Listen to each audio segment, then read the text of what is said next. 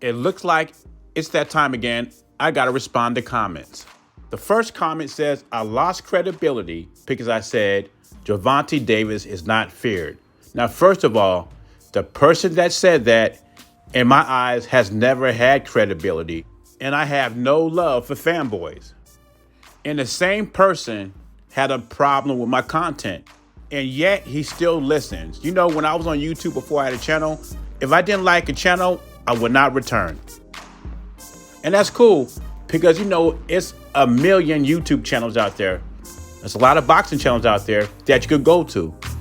And this individual seems like he's very knowledgeable about the sport. So I would suggest he get his own channel.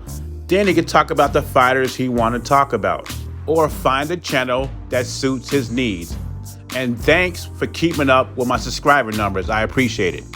I also appreciate your gesture of rooting for me, but your pom-poms are busy, rooting for guys like Gervonta Davis and David Benavidez. And sloppy thirds has never been my style. Other than that, guess what? There's another Canelo video. Very predictable, right? It's one thing to have your own opinion. It's another thing when you start to attack my credibility. How does your fight with Teofimo Lopez end there?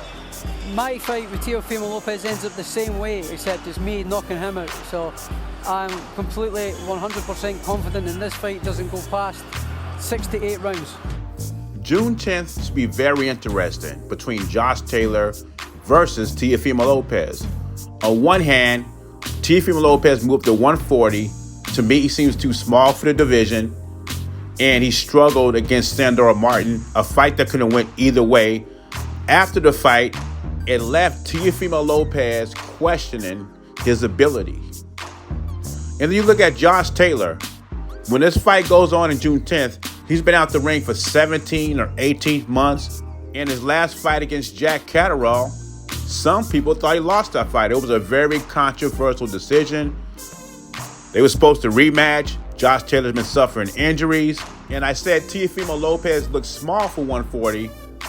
And it's possible Josh Taylor has outgrew 140 because he's a big 140-pounder. Now, when Josh Taylor was an undisputed at 140 and Teofimo was unified, or some people call him undisputed, at 135, I would have picked Josh Taylor to beat Teofimo Lopez at 140. Now, I don't know. He's been out the ring for 17, 18 months.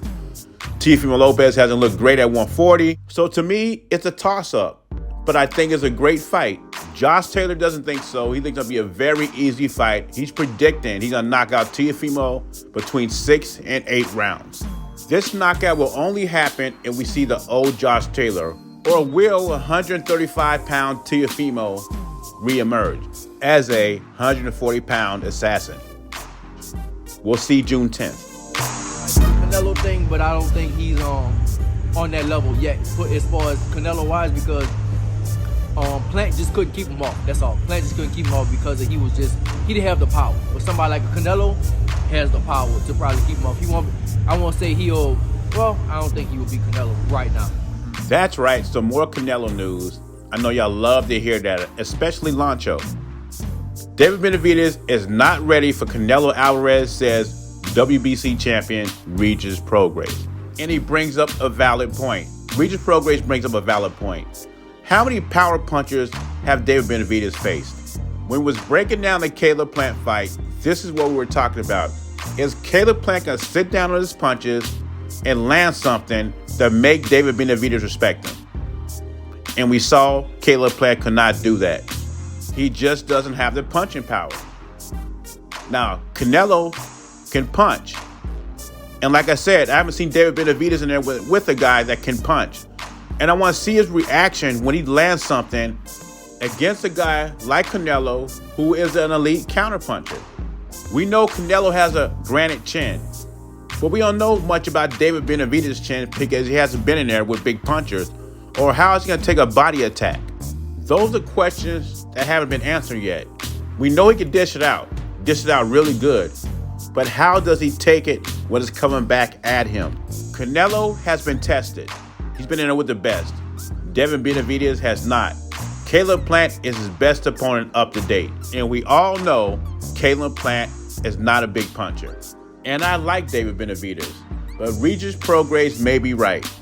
He's not ready for a challenge like Canelo Alvarez. Just saying. Leave your thoughts and comments below. JBZ, I'm gone.